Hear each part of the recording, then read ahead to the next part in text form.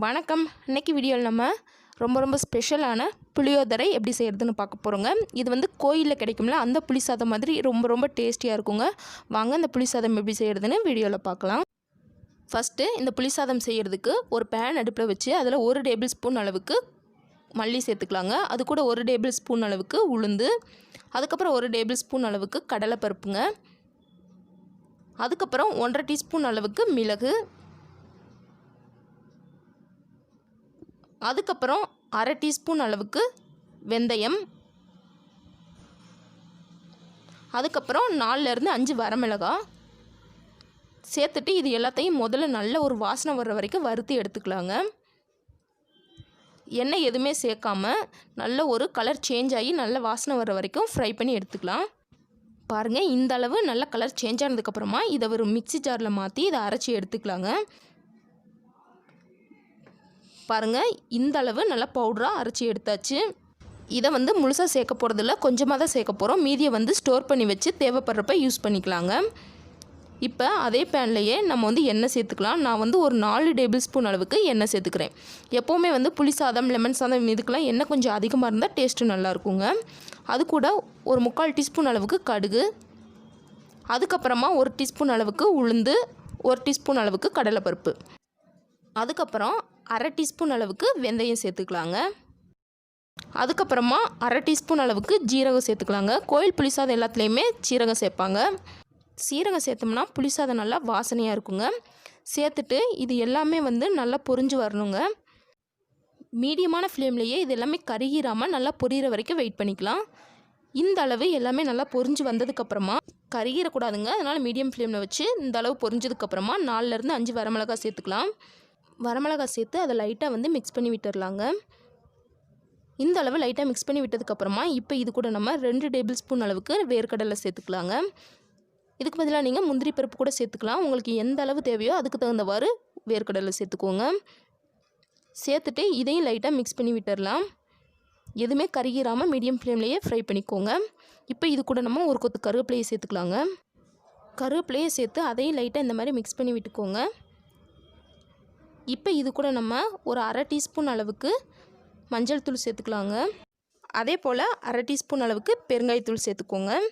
இது ரெண்டுமே டக்குன்னு கருகிரும். அதனால் வந்து லோ ஃப்ளேம் வச்சுட்டு நல்லா மிக்ஸ் பண்ணி விட்டுக்கோங்க. இந்தளவு நல்லா மிக்ஸ் பண்ணி விட்டதுக்கப்புறமா இப்போ இதில் நம்ம புளிக்கரைசல் சேர்த்துக்கலாங்க. நான் வந்து ஒரு பெரிய நெல்லிக்காய் சைஸ் அளவுள்ள புளியை தண்ணியில் ஊற வச்சு அந்த தண்ணியை நல்லா வடிச்சிட்டு அதை இதில் சேர்த்துக்கிறேங்க. அதுக்கப்புறம் அந்த புளி காய்ச்சலுக்கு தேவையான அளவு உப்பு சேர்த்துக்கலாங்க. சேர்த்துட்டு இதை நல்லா மிக்ஸ் பண்ணி விட்டுருங்க. மிக்ஸ் பண்ணி விட்டுட்டு இதை மூடி போட்டு இதை ஒரு 10 நிமிஷம் நல்லா ஹை ஃப்ளேம்லேயே கொதிக்க விட்டுக்கோங்க. 10 நிமிஷம் நல்லா ஹை ஃப்ளேம்லேயே இந்தளவு கொதித்து வந்ததுக்கப்புறமா பாருங்கள், ஓரளவு திக்காய் வந்திருக்கு. எண்ணெயெல்லாம் லைட்டாக பிரிஞ்சு வர ஆரம்பிச்சிருச்சு. இந்த ஸ்டேஜில் நம்ம ஏற்கனவே அரைச்சி ரெடி பண்ணி வச்சுருக்க பவுடரில் 2 டீஸ்பூன் அளவுக்கு சேர்த்துக்கலாங்க. சேர்த்துட்டு இதை நல்லா மிக்ஸ் பண்ணி விட்டுக்கலாங்க. இது சேர்த்த உடனே பார்த்திங்களா நம்மளோட புளி காய்ச்சல் வந்து நல்லா திக்காக ஆரம்பிக்கும். பாருங்கள் எந்த அளவு திக்காக இருக்குன்னு. சேர்த்த உடனே இந்த மாதிரி திக்காயிருங்க. அதுக்கப்புறம் மறுபடியும் மூடி போட்டு ஒரு 5 நிமிஷம் நல்லா லோ ஃப்ளேம்லேயே வந்து இதை நல்லா கொதிக்க விட்டுருலாங்க. கண்டிப்பாக வந்து மூடி போட்டு கொதிக்க விடுங்க, இல்லாட்டி வந்து தெரிச்சு கையில் பட்டுருங்க. பாருங்கள், 5 நிமிஷத்துலேயே எண்ணெயில் நல்லா பிரிஞ்சு நல்லா திக்காய் வந்துருச்சு. இப்போது 1 டீஸ்பூன் அளவுக்கு வெல்லம் அல்லது நாட்டு சக்கரை சேர்த்துக்கோங்க. அப்போ தான் வந்து புளிப்பு உப்பு எல்லாமே பேலன்ஸ் ஆகி வரும். இது கூட 1 டேபிள் ஸ்பூன் அளவுக்கு எண்ணெய் சேர்த்துக்கலாம். நல்லெண்ணெய் சேர்த்துக்கோங்க.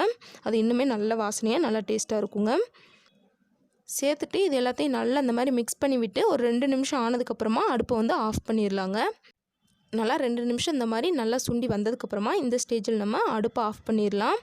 அவ்வளோதான், நம்மளோட புளி காய்ச்சல் ரெடியாக இருக்குது. இப்போ நம்ம சாதம் போட்டு கிளற ஆரம்பிச்சிடலாம். இது வந்து 1 வாரம் ஆனால் கூட கெட்டு போகாதுங்க. ஃப்ரிட்ஜில் வச்சு ஸ்டோர் பண்ணி யூஸ் பண்ணிக்கலாம். அதுக்கப்புறமா புளி சாதம் செய்கிறதுக்கு நல்லா உதிரியாக சாதத்தை வடித்து எடுத்துக்கோங்க.